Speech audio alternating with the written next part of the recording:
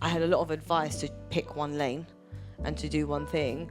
And I don't know how to do that.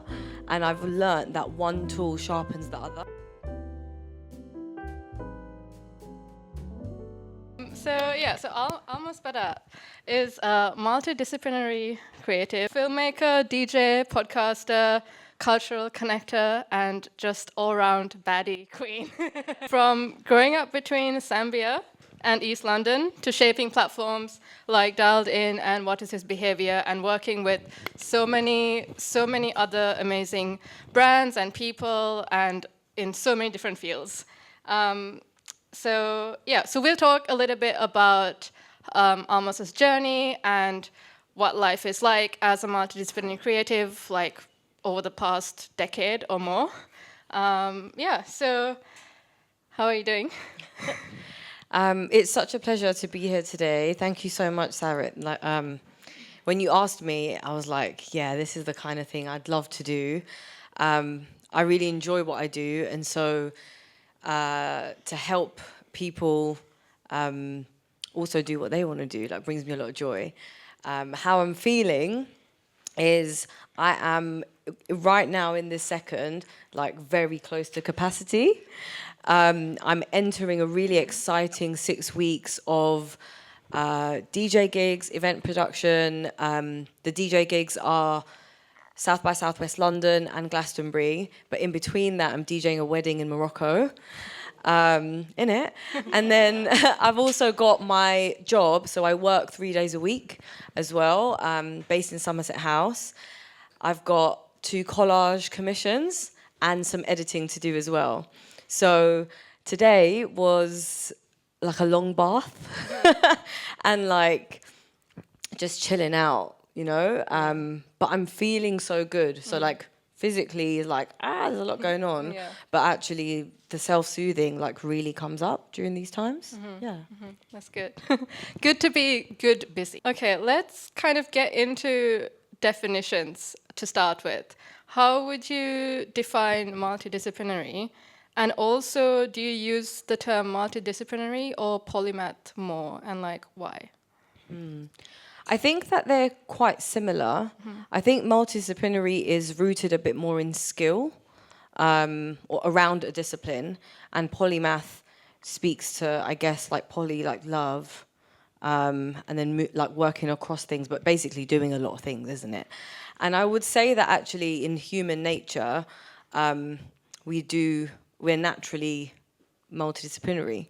You know how to cook, you can do your washing, you can have a conversation, you can send an email, make a phone call. We by nature are able to do a lot of things. The term also was quite new, I think, in the past 5 to 7 years, I'd say, with people like Virgil Abloh coming to the forefront as someone who did different things. I felt like I was always doing lots of different things before that sort of dialogue, but I had a lot of advice to pick one lane and to do one thing. And I don't know how to do that. And I've learned that one tool sharpens the other. And the art actually is about how to pull the lever on what thing you want to focus on in that current season, which means you've got to practice a lot of patience because it's one person doing lots of things at the same time, right? I would say, I guess, what I identify with is being a curator and creator. Those are the 2 labels, if I have to choose, because they feel all-encompassing, and there's also a difference between the 2 as well. Yeah, and curating across sound, across visuals, everything, right? Yeah, so I would say curation is where I would program, or DJing, I would say, is a curatorial practice. Creation is something that's coming from me, that's original. My collage work, my film directing, anything that I'm making myself is creation.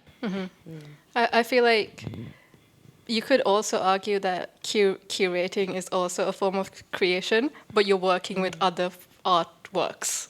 Yeah, I Yeah. think, well, it's definitely a creative practice for Yeah, sure. yeah. And when you put things together, they become something altogether new. Yeah.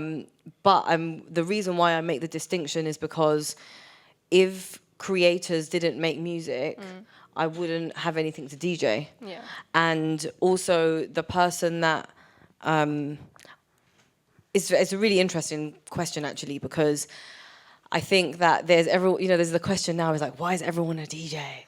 And it's because we have taste, it's because we're curious, it's because also human nature is we like to share.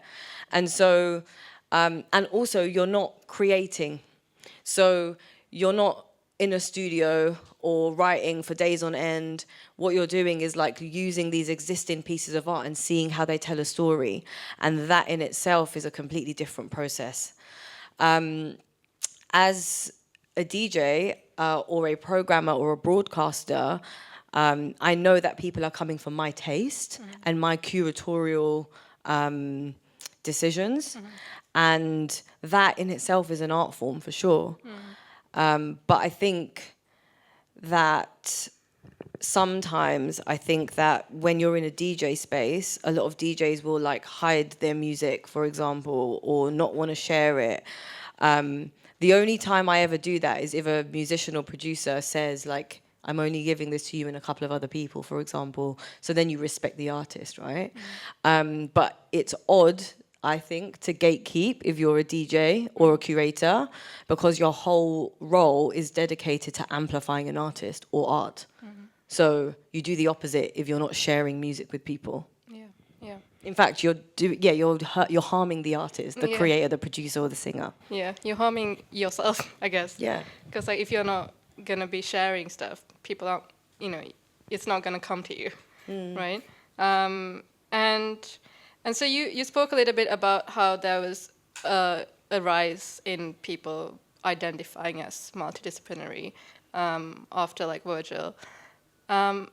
At what point did you start identifying as multidisciplinary and like kind of claiming that as like instead of like, because I feel like for me, I've had to struggle with like, because I've been like dipping my toe into different things, and like at which point, like when I'm introducing myself, I'll be like, I have to know who the person is I'm talking to, and then tell them what I'm doing at that time.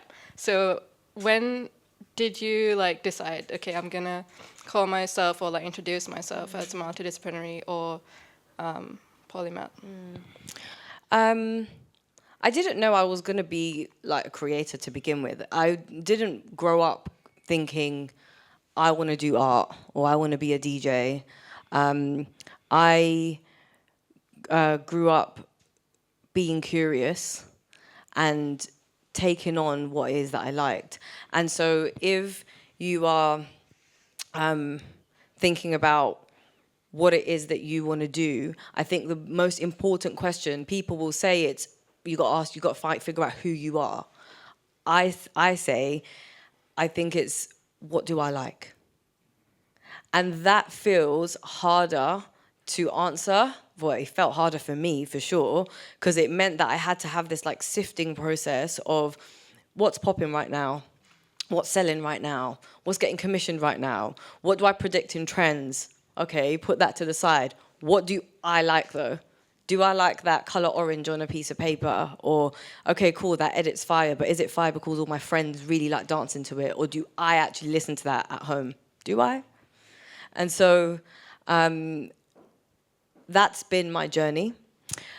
Just to give you all a quick sort of timeline, I studied English literature at school.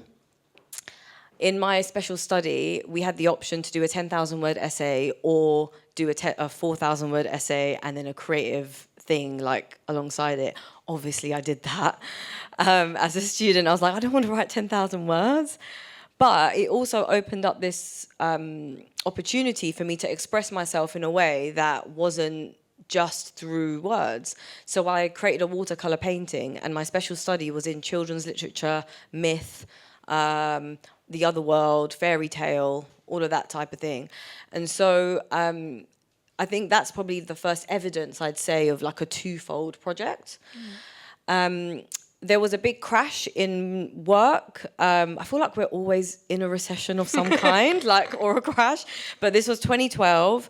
I had just graduated, and I was looking for work in the lead up. And I had had a job ever since I was 16. So I worked in Nando's and then Nike Town and Swarovski. And then I was like, okay, retail, I've paid my dues there. And then I got an internship for 1 week at Vogue House. And it was, I feel like if I was there now, I would fit right in, or at least feel comfortable to exist in the space. But at the time, I was such an awkward 17, 18, 19-year-old who's from North London, and I was just observing the ease at which people communicated and the way that they just came up with copy, and it was very interesting to see an inside view, I suppose, at that young age. So I did a lot of internships. And then I bought a dodgy camera off of a mate and started to teach myself how to take photos, because I don't know if we had Instagram yet in the way that we know it now. I think it was much more social. So I had a blog, and I would write about things maybe once every 3 months. But the point is that I was putting things out and putting, again, now you've got writing with photography. As I was taking photos, I learned self-taught how to make them move. So I started learning video editing. And when I started to learn how to video edit, that changed the game, because I learned how to listen to sound. So I was laying down the sound first and then putting the image on top. And at that time, I didn't have the language that I do now to describe sound. And I would say that it's still a process, for sure.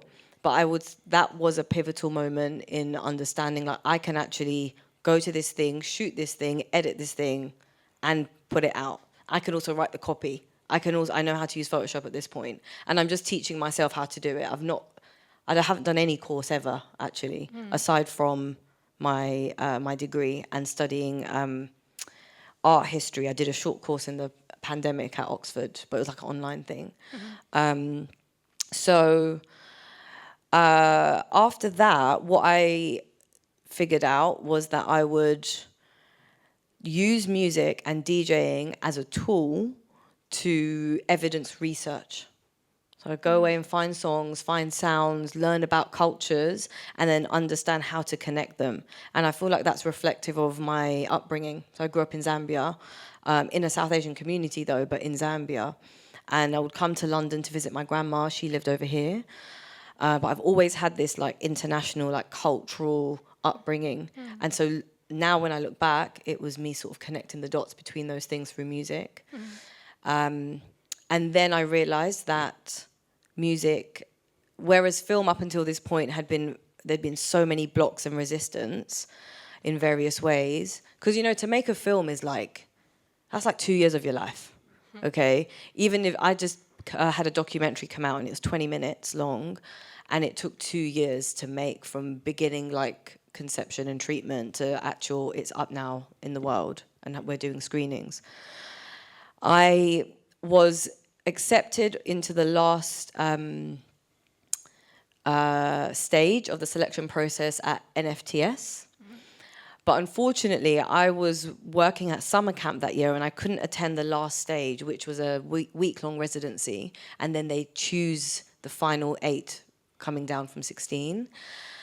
And I couldn't make it, but the course leader, who was lovely, said, it's fine, just apply again next year and we'll defer you to the same stage next year so you can go to the residency next year. So I spent the time in between still making something, right? I wanted to still prove and show that I'm still active and not complacent. So I self-funded a film, probably cost about 3 or 4K at the time, but I didn't make a budget. It's just you're just spending as you go, and then you're like, okay, that cost grand. And then unfortunately, between the first year and the second year, the course leader had a car crash.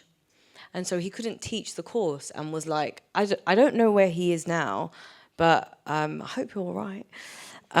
But he had a car crash and couldn't teach. So I thought it was weird that I hadn't heard back from the school in year 2. And so I emailed them and I said, hey, like I've been offered this course on the residency. It's around the time now. I haven't heard back and I've applied. And here's like the email thread with the offer. And the person in registry was like, no, there's no evidence of this.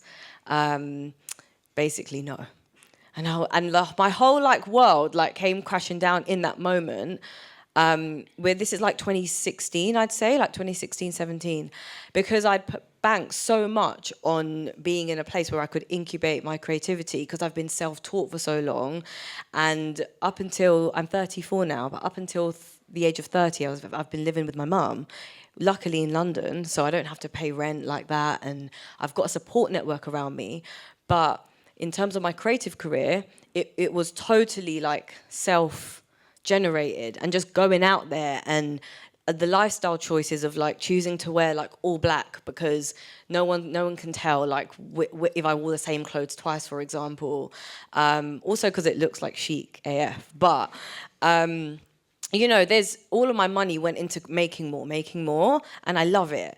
I still do. At the time in 2016, also I joined the Soho House committee, and in the first like 3 years of me being on the committee, I helped a lot of creatives around me come in and program, and I recommended a lot of people on the board, or just to like, you know, just be moving and grooving, because the creative scene was building here in the industrial sense in London. So all of these things are happening in the world of Almass. And then as we went into the pandemic, just before that, I wrote an article on a publication called Galdem, and it was about anti-blackness in the South Asian community. And I got ripped. Like, nothing like that had existed before. And so I was writing things down, and it took me ages to get the right sort of terminology and stuff. And if anyone's interested, I can probably find the article on my hard drives, because Galdem doesn't exist anymore. But people were just like, basically like, didn't know who I was, and it was the first time this type of dialogue had happened. So there's a lot of eyes and ears, and a lot of people also wanting to do right. And like, you know, sometimes as humans, we do that in a way that's like calling people out and stuff. So yeah, it happened. But I was back at summer camp. And so I was like, I'm just going to enjoy myself in the forest and not be on the internet. And it was the best thing to do, because I then have taken that time, and I'm going to go through those comments and actually do a point 2 at some point, and respond in an essay as well. Thank you for staying with me with my life so far. I appreciate it. And we then, because quite a few things happened, I was like 27, bad breakup, and like life is like, you know, really pivoting. If you guys are into astrology, this is like your Saturn's return, like prime time. So like the world is shifting, and you are revisiting all of the things that were put in place when you were born. It happens roughly every 27 to 30 years. So everything was like, you know, falling out with all my friends, had a massive breakup. Who am I? Blah, blah, blah. Is art even working? I need to get a job. And then Martin, my stepdad, who is the best, was like, what do you need? Are you okay? And I had booked this retreat in India, and I went, and I was only meant to go for 2 weeks, but I ended up saying, Mum, I'm not coming home for Christmas. And I went for like, I think it was like 2.5 months or something. And when I got back, I was back for a couple of weeks, and then we went into the pandemic. And I had just had my first DJ gig in India in the December before. And this was after years of practicing and like having like panic attacks like all the time, but still trying to push through, because it doesn't make sense that I could do like a TED talk like that, but then I'm having panic attacks on the decks. There's something like emotional, psychological going on. So I was meant to go on tour in India in March, but we went to the pandemic. Fast forward, the pandemic time was not that different for me, because I was always like in my room cooking, learning how to use Photoshop, making stuff, all of that jazz. And then I got offered and I pitched for a residency on the BBC Asian Network. And so this is September 2020. And whereas I had like grafted with the photography and the visuals and the documentary, the DJ stuff in comparison was like instant feedback. One, it's a quicker practice, but also I just felt like the industry was like responding in a way that I had never experienced before, and it was really validating. So if you're thinking about which one to lead with, think about the one that has the most feedback from audiences or the industry or paychecks. Like really think critically, constantly take yourself out of yourself and your art practice, because you're never gonna like have to give up something. It just switches when and how you do it. So I started the Asian Network residency, and this was also at the time when, this is going to be a question to a lot of the South Asian people in the room, but like what happened in that water? Because I feel like on the other side of the pandemic, suddenly everyone was like, I'm here. And the South Asian like scene just like really bloomed around that time in this era. So timing is everything too. And I'll leave it there. That's the lead up until the point where actually I've been grafting for a really long time, living at home with my mum. I think I signed on as well, like just before the pandemic.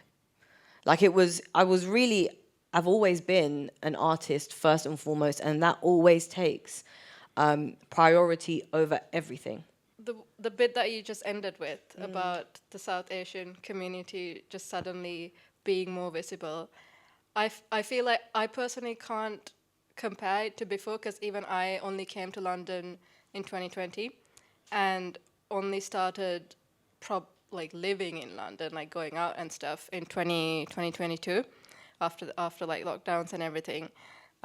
So I feel like I was here at like a good time when it was getting good. But what was it, how different was it like before that? We still had lots of creative people, but I would say that my circles were a lot more non-South Asian. Yeah, that's in terms of South Asian visibility. I definitely knew a few people here and there, and I'd see them at things and be like, okay, cool, like you're there, I'm here. But we were beginning, I would say. And so when we came out of the pandemic, everyone thought I was like 25, because everyone saw me as their peers, which we are, but as in age peers. And I was like, oh wow, like it was new for me, to be honest. That's how I would describe it. It was new for me because I'd been creating for such a long time before, but suddenly there was this like whole community that also wanted to create and work. Yeah. So yeah. Yeah. And talking about like being online and sharing your work online, how do you brand yourself, and like how do you bring together all of these things that you do and say, this is Almass Badat? So I like to share. And I think that's a key thing. If you want your work to be out there, then you've got to like tell people about it and get it out there. But how you do it is up to you. I think you're going to get the best results by being most authentic to yourself. I once had a conversation with a really inspiring woman, and she said, discover your value system, identify your value system, and use that as your compass. So for me, it's kindness, it's collaboration, it's consistency.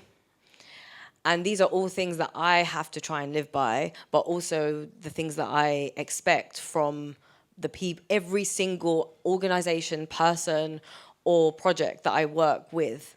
Obviously, it's not going to be right all the time, but if you say no to something, you just know why you're saying no, and then you can basically leave self-doubt behind, which leads me on to another point, and I don't think you've asked this question, but anything that is slowing you down in terms of your internal discourse, you just got to leave that at the door, and you need to find the healthiest way to do that. Because if you're trying to have a multidisciplinary life, what you are is a project manager. And I've been in 5 years of therapy, and I finished the therapy last year. And the reason why I stopped it, because I always thought I'd be doing therapy forever, because it's kind of like gym, but for the mind. But I just thought, actually, I need a break from it so I can go and like learn these things or execute them and flex those muscles a bit more and gain some more experience, I suppose, before I like enter the next era. So if you are a person where you're like, actually, I'm in tune with myself, I'm not afraid about my emotions or my expressions, let's just park that there, okay? Anything that is self-doubt is inefficient. We don't have time for it. That doesn't mean I'm not saying not give it attention. I'm saying give it attention, feel it out, be in your era of I'm going to get to know myself so I'm not shaken. And then get to a place where you asked me today, how am I doing? I had to have a bath because I've got this today. And then tomorrow morning, I go to Paris for a DJ set. And the whole week, I've also been working my other job. And so I was like, okay, what is it that I need? And how do I give that to myself so I can show up in the way that I feel comfortable in and proud of, or the most human way I can? So online, this translates the same. I do not care about how many people I'm following. I don't care about how many followers I have. That was a decision I made quite a few years ago, a conscious decision.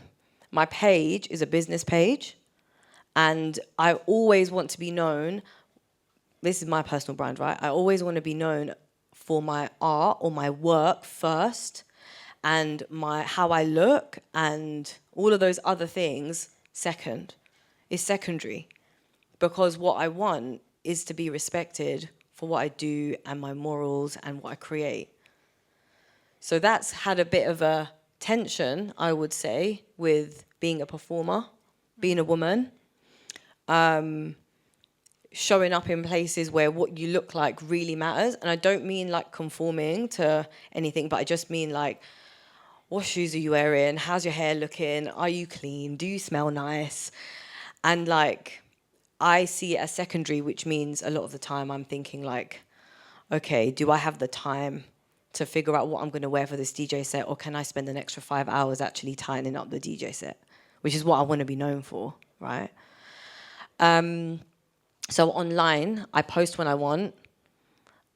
Generally speaking, posting after 2 p.m. is good because you're in most time zones. But like I look after and I have looked after a lot of accounts, social media accounts for various organizations. And my approach is very different. I really don't agree with like trying to find the algorithm.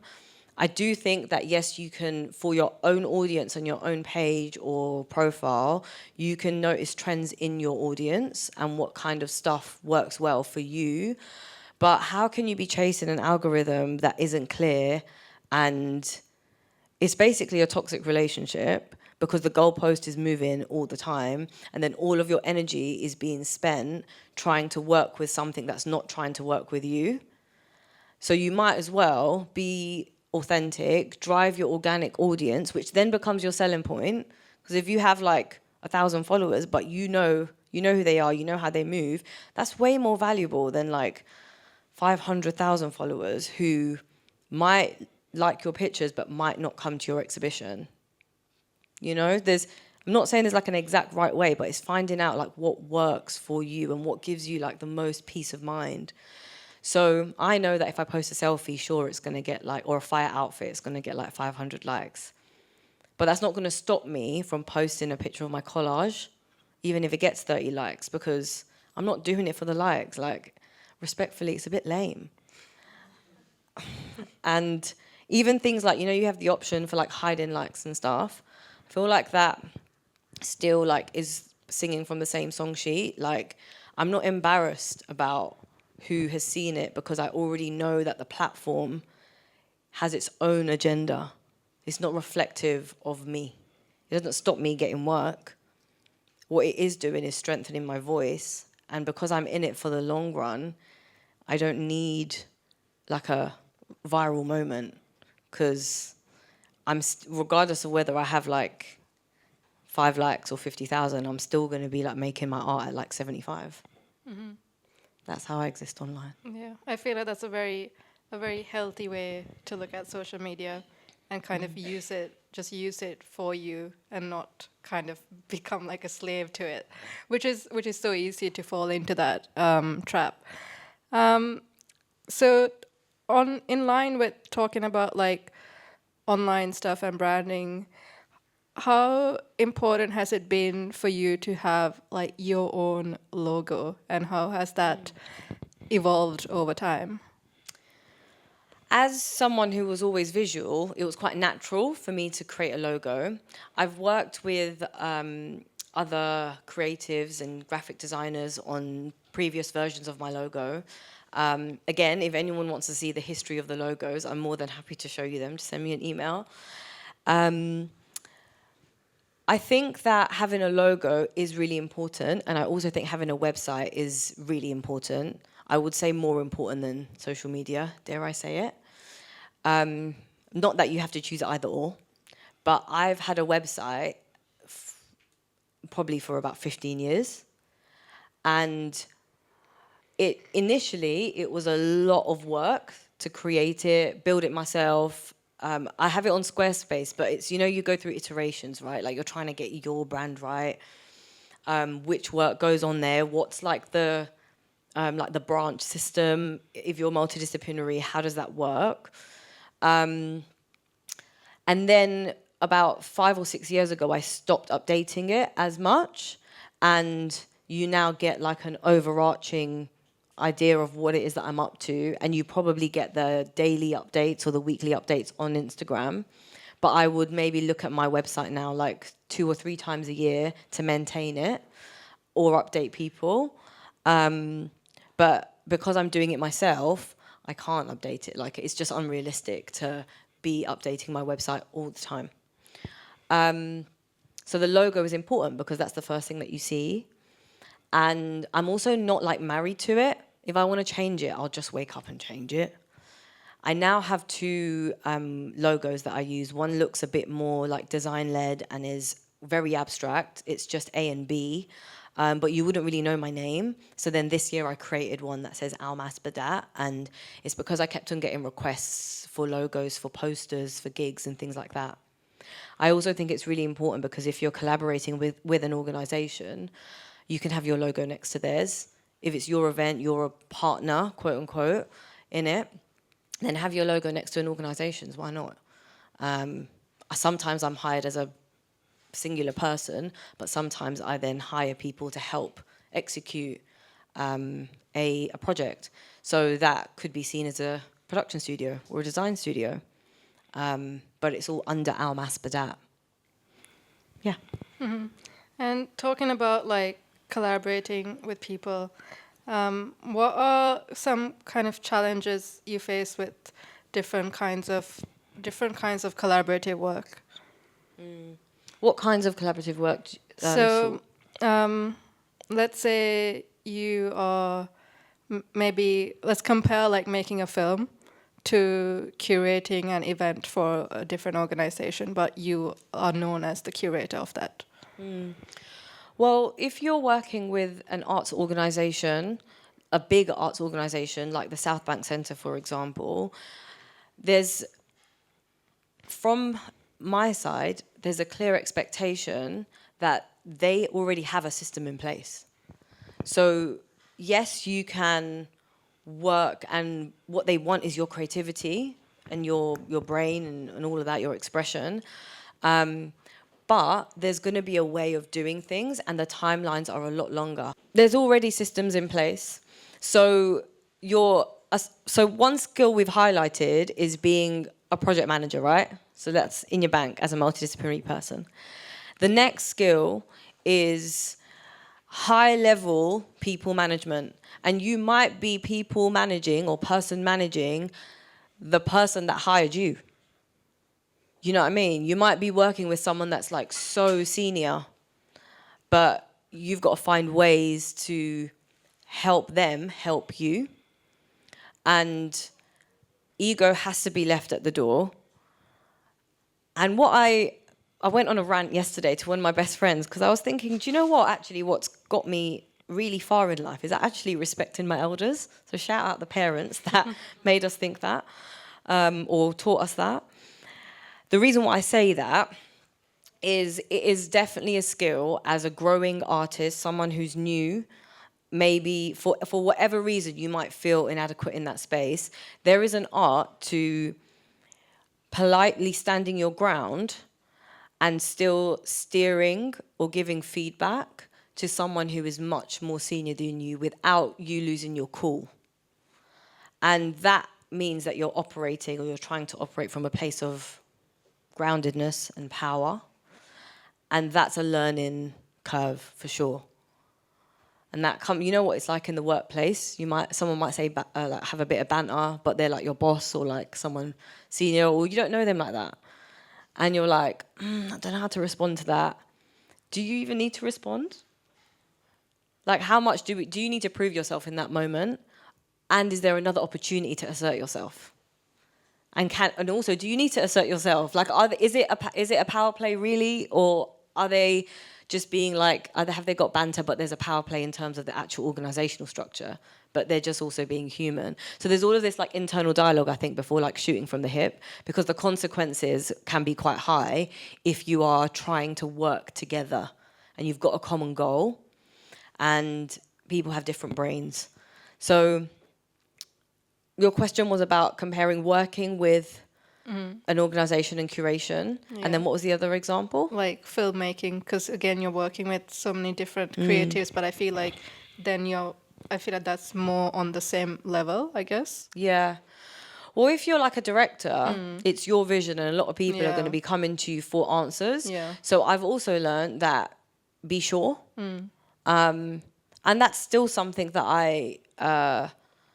I guess like navigate while I'm on set or creating a treatment. And it's because I'm so open to other people's opinions that what I've got to do is like get stronger in like, actually, no, I want it that color. And maybe I don't even need to explain why, maybe I do.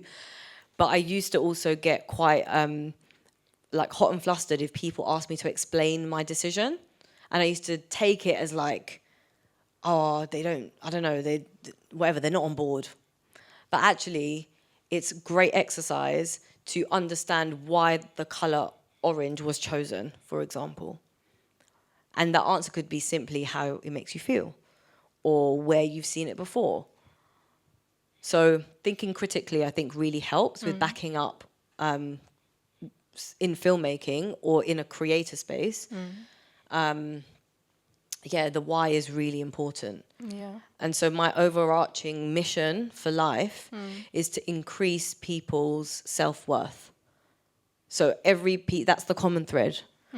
The reason why is because my creativity started off in an activist space. And I learned that my role in how I want to shape and change the world is a creative one, but it's rooted in building the world that I want to see and being part of that as well. Yeah. And with that comes being able to really have substance in my work. So there's a lot of like downward research that goes in order to have like a strong foundation to put out. I feel like that thing that you touched on about justifying your creative decisions, I feel like I've felt that at the start as well. Like when like in uni, if they would ask like why, like my first reaction is just to be like, why do you not get it immediately? You know, but I think it's good practice to be able to understand yourself and like where you're coming from, and like again what you said about earlier, like knowing what you like. I feel like that's great practice to figure that out. And talking about different kinds of projects, can we kind of come to the present moment and talk about what kind of, you spoke a little bit about your gig tomorrow and like the work that you've been doing, but can we talk a little bit more about what kind of projects and partners are you working with at the moment? Yeah, for sure. So Did I say what I do for work? No. Okay. So, where do I start? Since I graduated and we had that crash, I found any which way to make money. Photography, writing, all of this stuff was like, came from a place of like, I need to actually like make ends meet and like find creative ways to do that.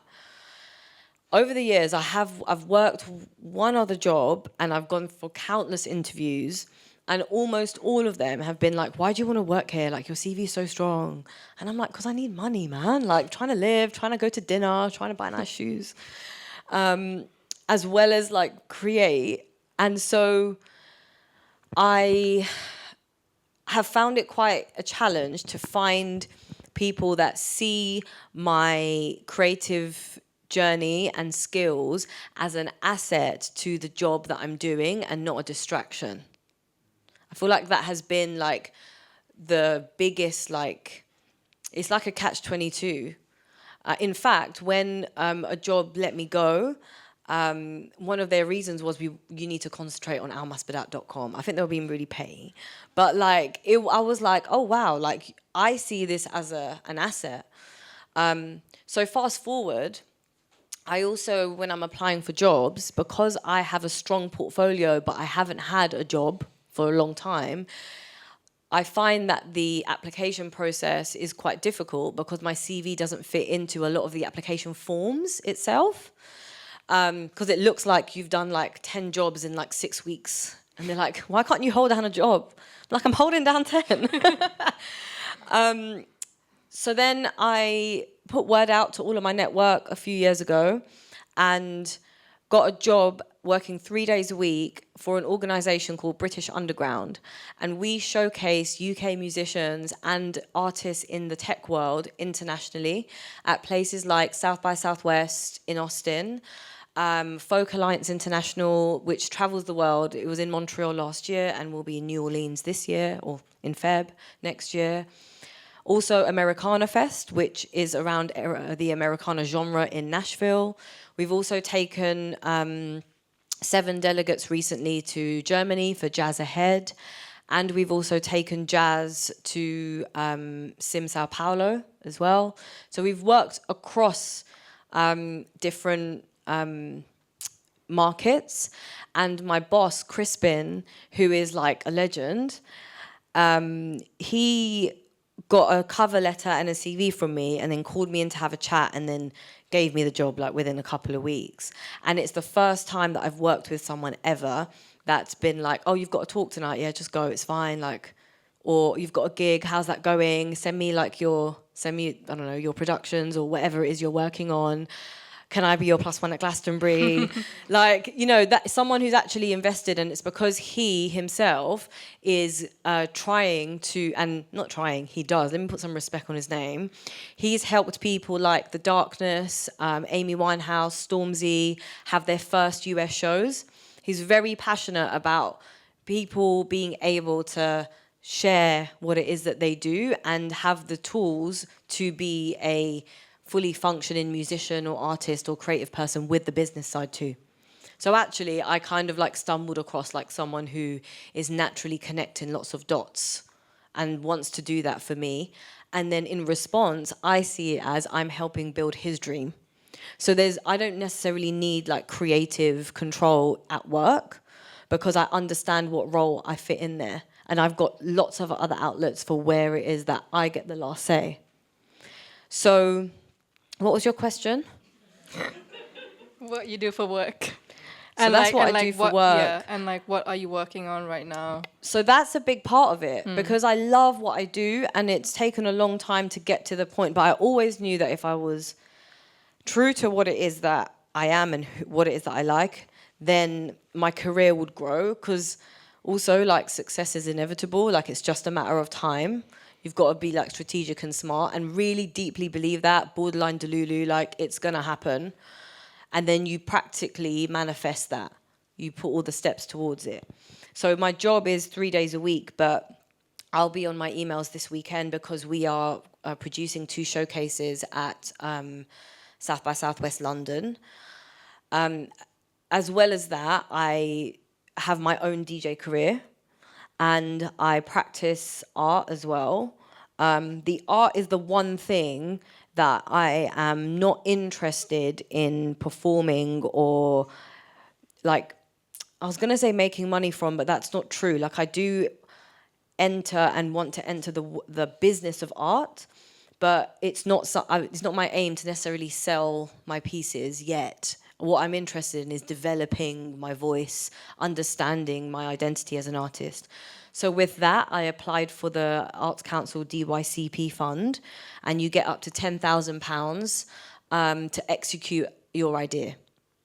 So look into it, and if you've got an idea and you really want to like take it from, you've taken it to a certain point, and then you want to now amplify it or elevate it, the DYCP fund is really cool.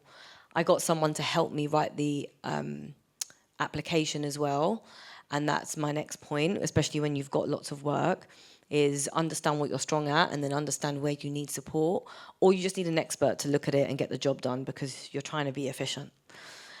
So I'm doing my art, and then today I got some really good news. So I applied for the Contemporary Art Practice Master's Programme at the Royal College of Art last year, and this was after like a year of research.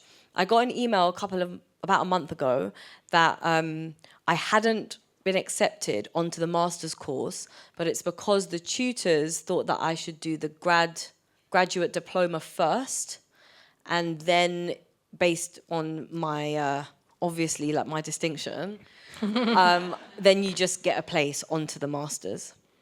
So I got the confirmation today, and I'm really happy about that. Yeah. And so even though it's not a job per se, I hope you can see that there's like different areas of,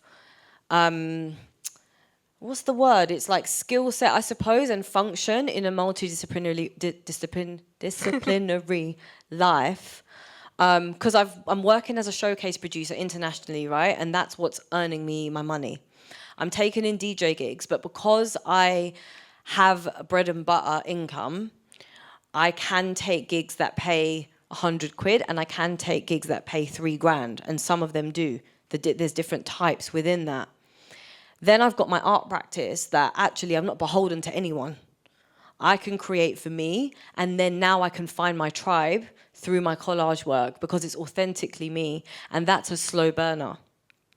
I've got my film directing and stuff, but a lot of people ask me, how do you choose like when you want to do it? But I said to myself I was going to give the documentary 2 years, so I did that. And now I'm doing lots of DJ gigs because I want to be on the festival circuit for next year. So it's about having this foresight and really thinking like, immediately, yes, but then what does my industry do, and what's the pattern and the cycle? How do I observe that and then put myself in this position? And I don't have a manager or an assistant. Currently, this is me as a unit doing all of this with obviously amazing collaborators, and I hire people to do things and help create assets and things like that. But if you are your project manager, then you've got to really have that step back and look at your things with a real objective point of view as much as possible. So those are the sorts of things that I'm working on. Mm-hmm. Paris Tomorrow came about because I found a DJ called Untitled. He's of Sri Lankan origin, but grew up in Paris and lives in Corsica. And I really liked his style, so I dropped him a message and then got him to feature on my radio show. And then I got asked to DJ at Glastonbury at the Azadi stage, which is created by Bobby Friction. He got fingers in the back. And so Bobby asked me if I wanted to DJ, and I said on one condition, that I can go back to back with Under. And the reason why is because he's from France. He doesn't have like direct access to Glastonbury in the way that we do here. There's sort of people around. He also is someone that is South Asian, but from a completely different part of the world. And I feel like the strength that we have as people in general, but also specifically thinking about South Asian identity, is being able to demonstrate that it doesn't matter where in South Asia you're from, we can create amazing things when we work together. And that is actually in our DNA. And I feel really strongly about that, because before we had checkpoints and lines and all borders and all that sort of stuff, we were like trading across. We were across land. So there's things in the works that I'm sort of planning, and then across the summer I'm saying no to a lot of things because I actually just want to chill out. Yeah. Valid. So I think we are nearing the end. We have like 8 minutes left. So I have a few more questions, but I want to open it up to the audience to see if anyone wants to has any questions. If not, I'm going to go ahead with the rest of my questions. Okay. Nim? So how do you think your Zambian ancestry or cultural roots inform your practice? And do you ever go back? Do you have family there? I wanted to hear more about that. So should I repeat the question for the recording? So the question was, how does my Zambian upbringing influence my practice or shape it? And what else? Was that it? Was that the gist? That was the gist. Yeah?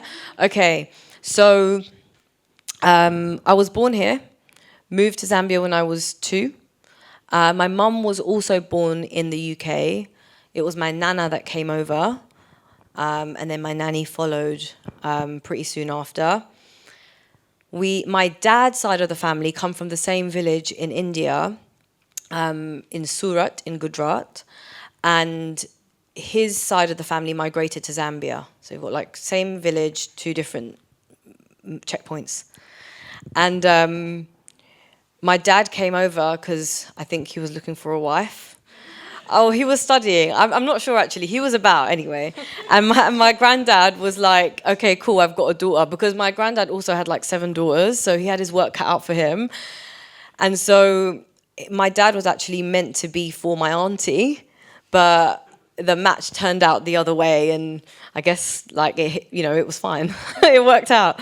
So we moved to Zambia, and the community there's a massive South Asian community. We are, generally speaking, very, very privileged in that space, in Africa.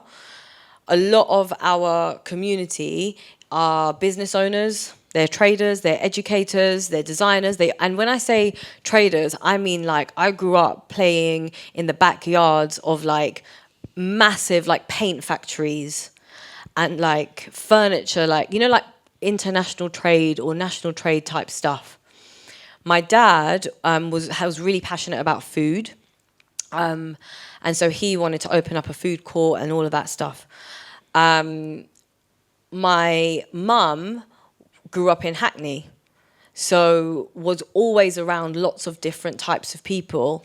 And so from a young age, my mum was always like, go to the temple, go to the church, go to Gurdwara, it's fine. Like, no one's going to change who you are. Like, explore, be curious, live life. So that's always been my attitude. And my mum also, because she had a UK qualification as a nursery nurse, the business that we had was setting up a nursery in Zambia. Because of my mum's qualifications, she attracted a massive international clientele. So lots of expats, children of ambassadors and said business owners.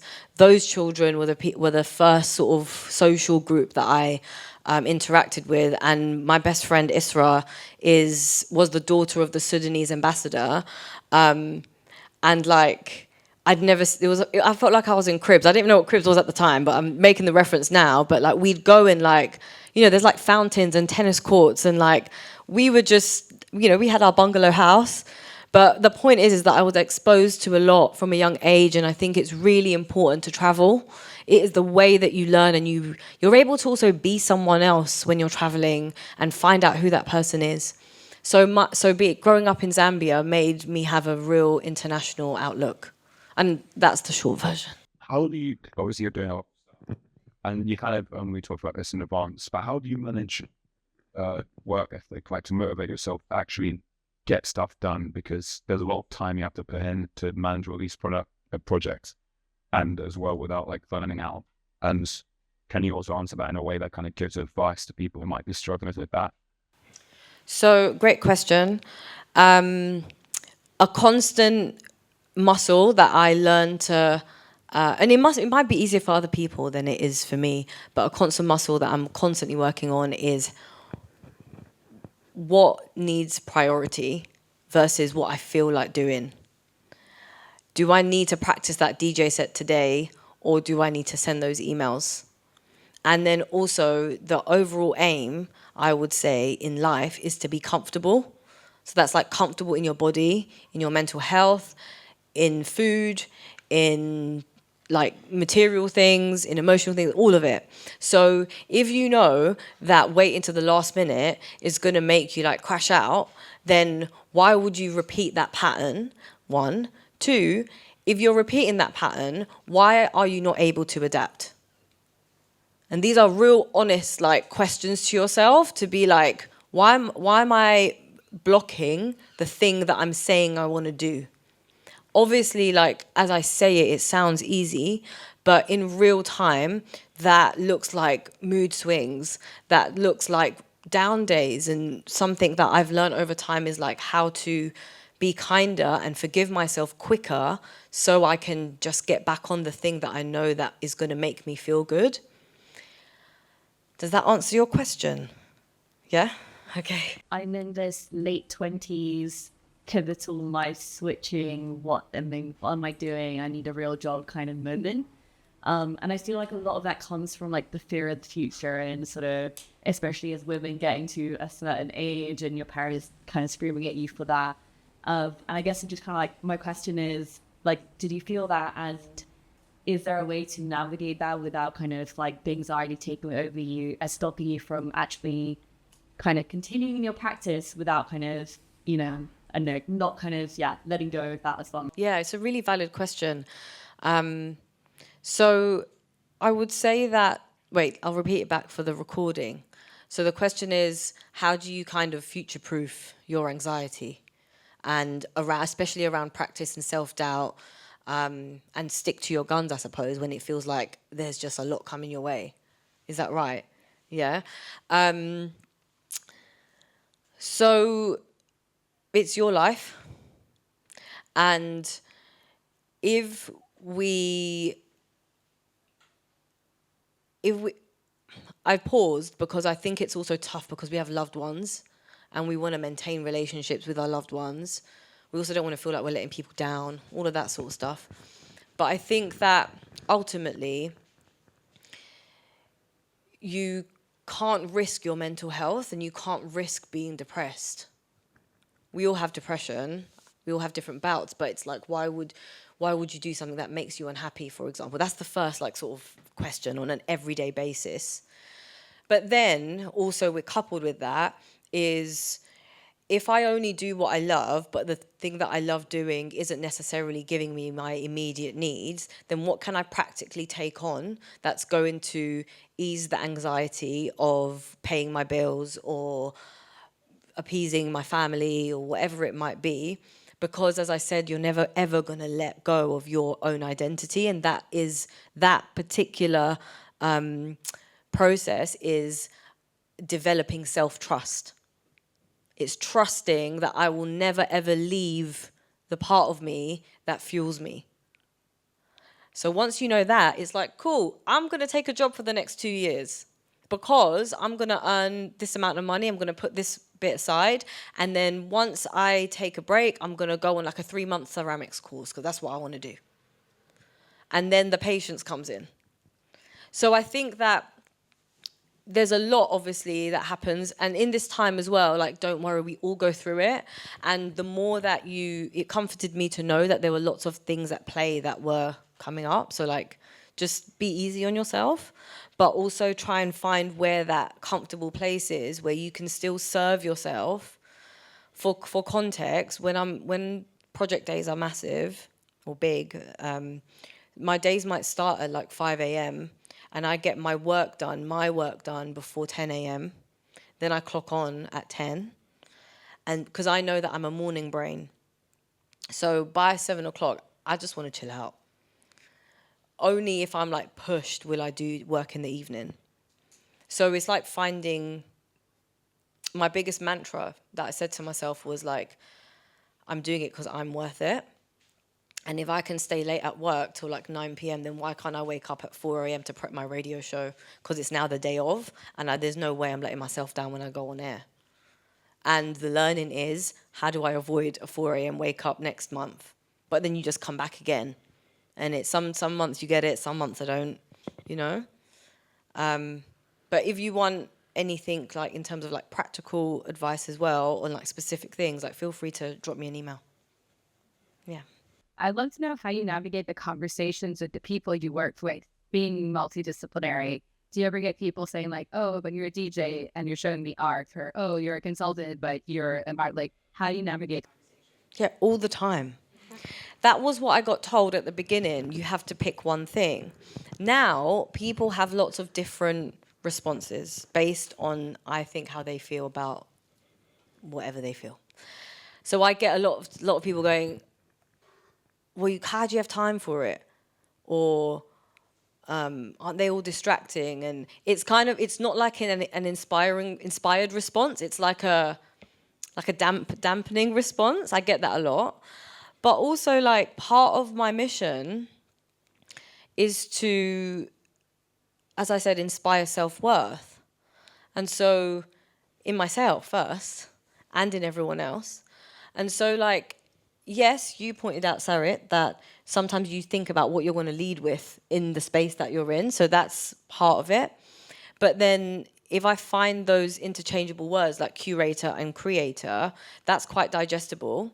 And then if we want to delve into that, we can delve into that. But I would say it's like trying to identify what those skills are first, figure out what industries they live in, understand if any of them have like overlap in terms of like a Venn diagram. Do they overlap in some way? And then what are the worlds that they live in? Top line. Can I attach those to any labels or roles that people understand? Because what you're doing in what we're talking about is like marketing. And so your job isn't to like convince people that you're good enough. Your job is to showcase your work.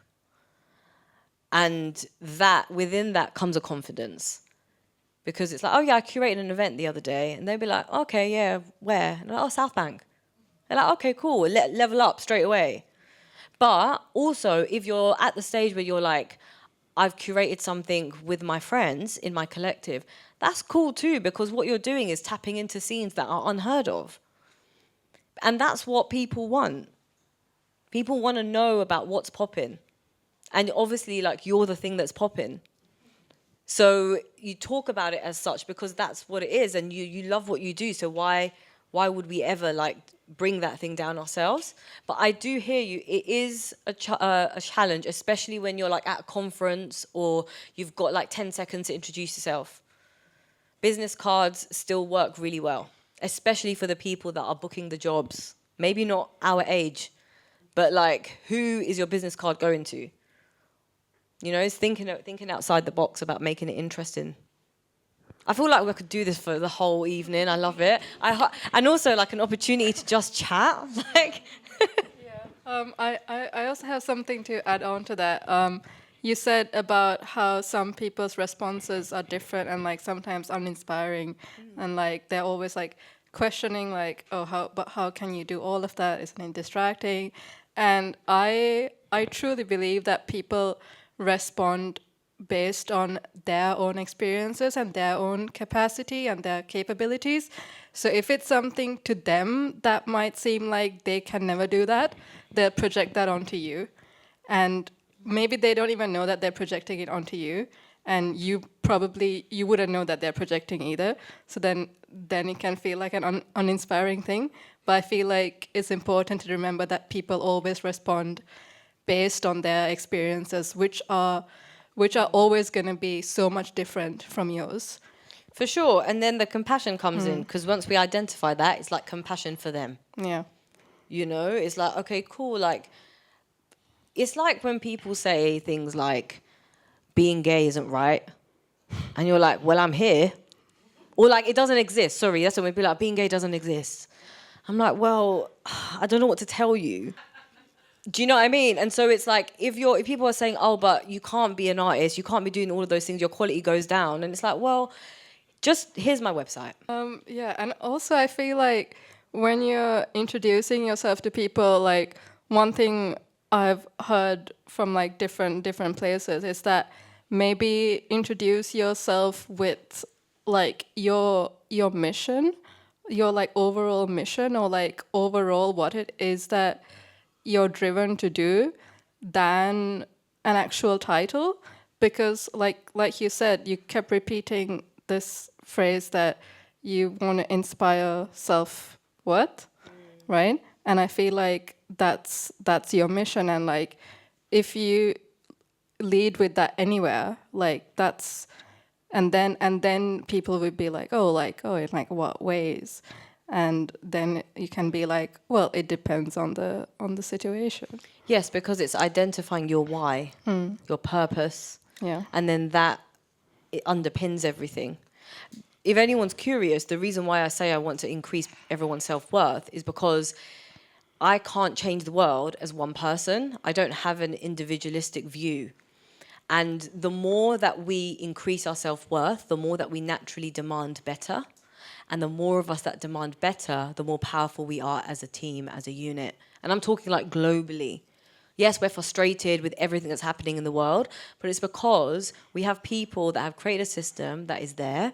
And then part of that system is to make people feel disempowered. So that's why it's so crucial as a multidisciplinary person to make sure that your confidence is sky high and nothing is stopping that. Otherwise, you're just slowing down the process, and it's so painful. You know, it's horrible to be in a place where you're like, am I even doing the right thing? Of course you're doing the right thing. Like, you're doing it. You know, you're born to do it.